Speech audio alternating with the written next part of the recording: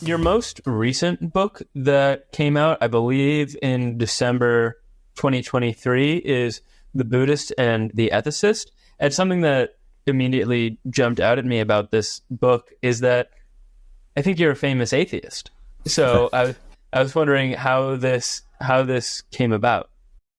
Well, it came about because one thing that at least some Buddhists, unfortunately not absolutely all of them, have in common with me is that they agree that ethics extends to all sentient beings, and they think we should act on that.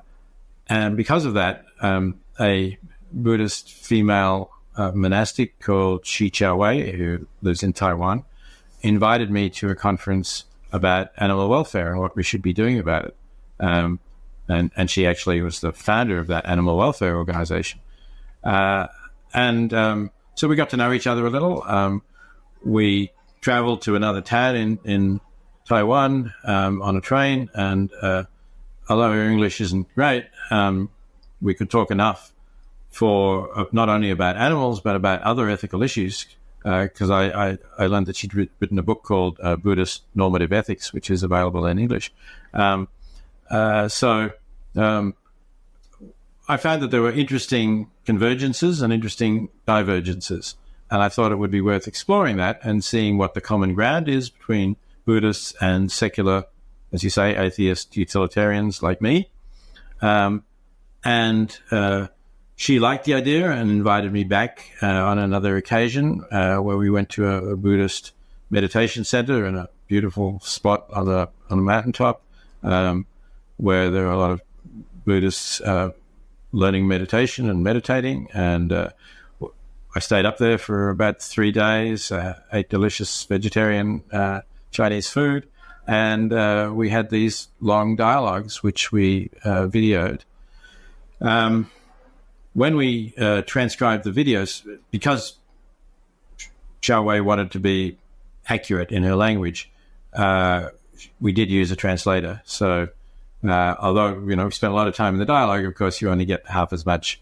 And when we looked at it, some of the things needed filling out, supplementation. So we worked on that for quite a long time over email. We're both fairly busy people, so it took about another 5 years to really deal with all of the issues we did. But when we had, then we looked at it all, and we thought, yes, this could make an interesting book for people who are either interested in Buddhism or are Buddhists, but are interested in how that compares with the secular Western ethic. So we found a publisher for it, Shambhala Press, and as you say, it was published last December, and it's done pretty well, I'm pleased to say. Actually, I'm quite somewhat surprised with how well it's been selling, but that's nice. Great. I mentioned earlier, we discussed earlier that there are these 3 dimensions, one might say, to moral theorizing: meta-ethics, normative ethics, and applied ethics. And naturally, it seems that your meta-ethical views would diverge in that maybe you would substantiate some of your beliefs, at least, on the basis of intuition, whereas Xiao Wei on religious beliefs. But I'm wondering if in your discussions you came upon any particularly surprising agreements or disagreements in the normative or applied dimensions of your moral thinking. Yes. I had the idea that Buddhists were against killing, and particularly that somehow if you killed a being, that this was bad karma for you. I wasn't quite sure what karma really meant in the Buddhist view.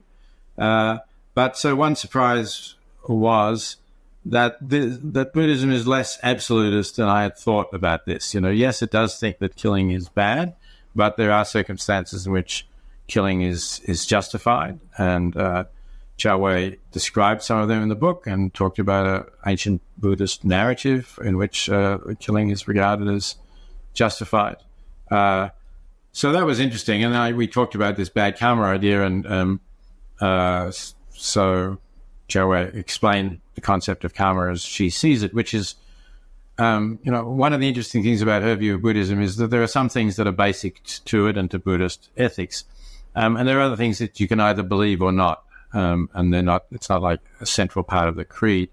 And the idea of bad karma in the popular view for doing bad things is often understood as this means that in your next life you'll be, I don't know, a dog who gets kicked and abused all the time, something like that, right?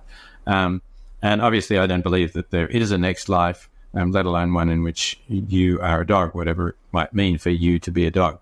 But Chao Wei said, well, yes, you don't have to believe in reincarnation to be a Buddhist. She thinks that there is some plausibility in this. We talked briefly about that, but we don't spend a lot of time on it. But the idea of bad karma here can simply mean that it's bad for you. It's bad for you psychologically to have killed. It's something that will dwell with you and remain with you. And so a lot of what Chao Wei is saying is about Buddhism and its understanding of human psychology, which you can certainly be an atheist and accept. Look at the evidence, and you may decide that is reasonable.